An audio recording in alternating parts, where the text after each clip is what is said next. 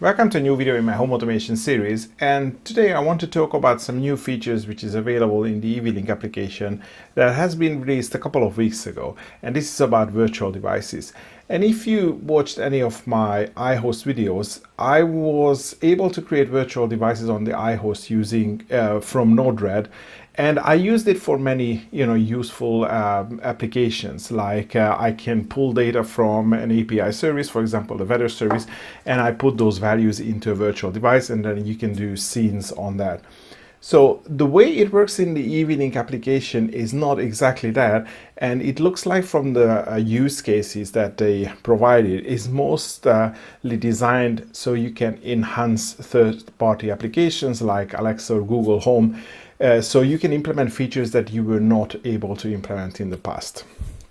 Before I go into these use cases, I just want to say that this functionality is behind the paid EV-Link Advanced plan. So this is a plan which at the moment it costs $10 per year.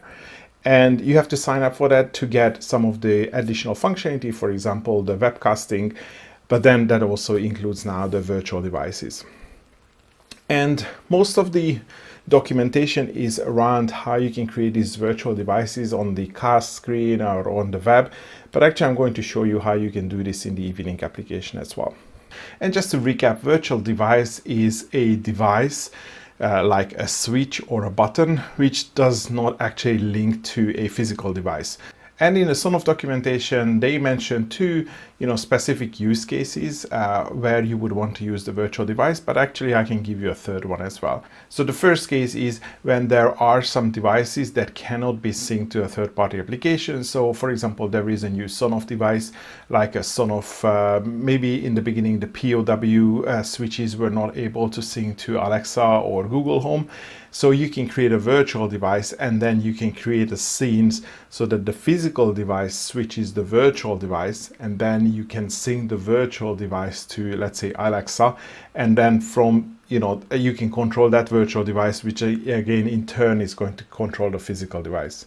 It sounds a little bit complicated, but this is mostly like a workaround if you really want to have access to devices that are otherwise is not available in the third-party application.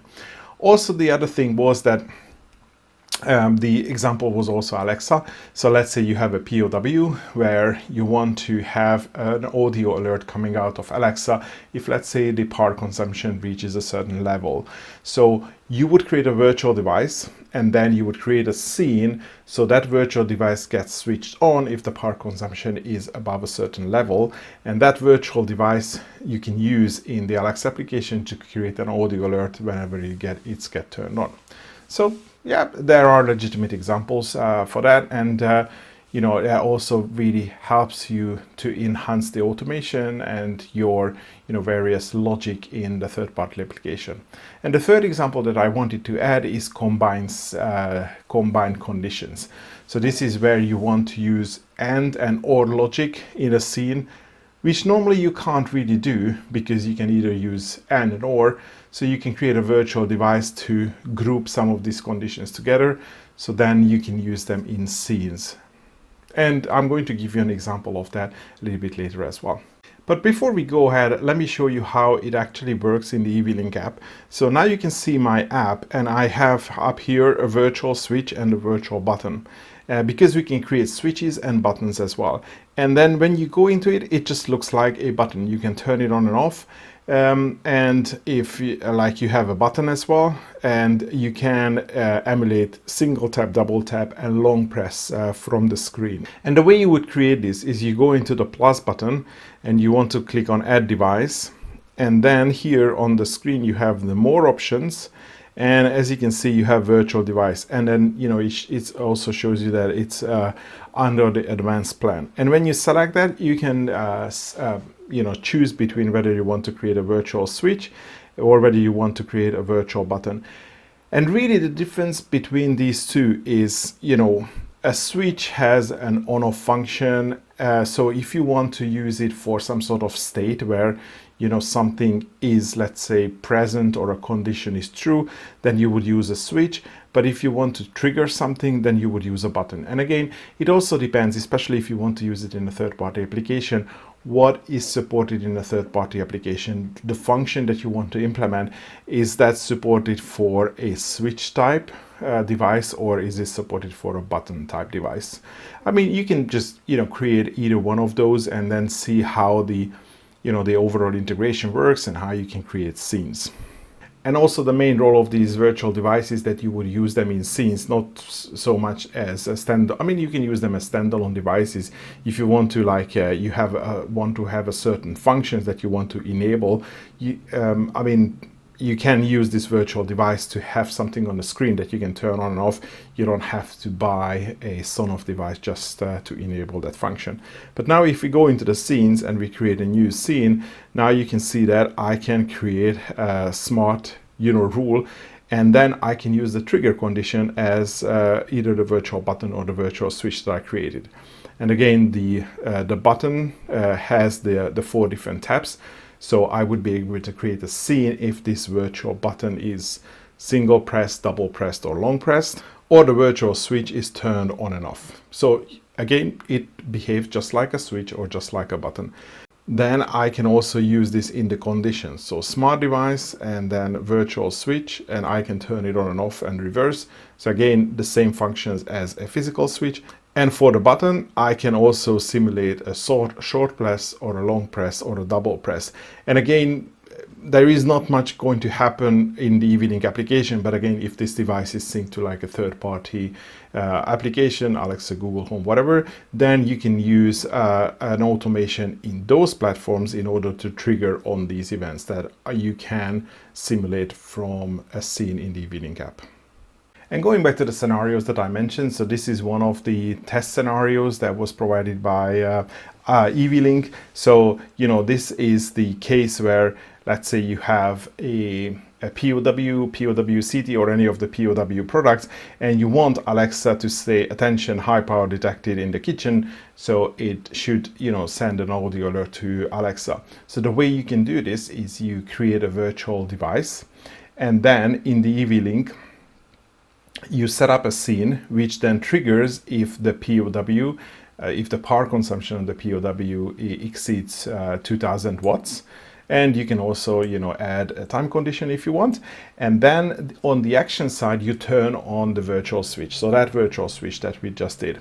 And probably you have to create a second scene as well. So when the power consumption drops below, let's say 1800 watts, so leave a little bit of buffer, then you can turn off this virtual switch.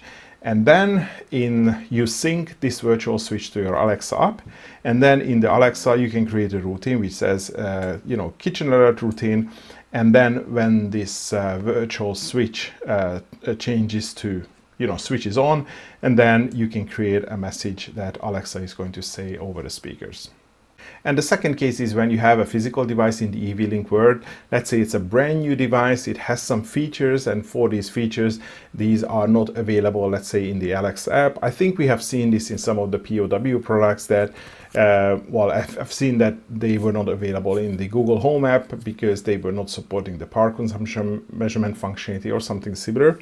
So in that case, you would create a virtual device, and then you would set up scenes between the virtual device and the physical device. So if the physical device turns on, you turn on the virtual device. If the physical device turns off, you turn off the virtual device. So these are 2 scenes, and you can do 2 more scenes when the physical device turns on. When the virtual device turns on, you turn on the physical device, and when the virtual device turns off, you turn on the physical device. So with this, this way you can sync the state between the virtual device and the physical device. So even if the physical device, let's say the POW, is not available in Alexa, the virtual device would be available. So you can see that, you can see the state, and if you would, operate that switch in the Alexa app, that would, through the scenes, it will operate the physical switch in the EV-Link world as well. As and when support for all these new devices usually get rolled out and syncing of these devices get enabled in third-party applications, these scenarios probably just going to be like a stopgap measure. But again, if you spend the money to buy these new devices, you most probably want to use them in your third-party application as well as soon as possible. So with these, you can do that. And the third example that I alluded in the beginning of the video is these combined operators. When you want to use and or condition as well in the scenes, which normally you can't really do. Because if I create a new scene, let's say I want to create a trigger. So let's say for example, this temperature sensor. Let's say if the temperature is more than 20 degrees. And I also want to add another condition, a second smart device. And let me just pick another temperature sensor.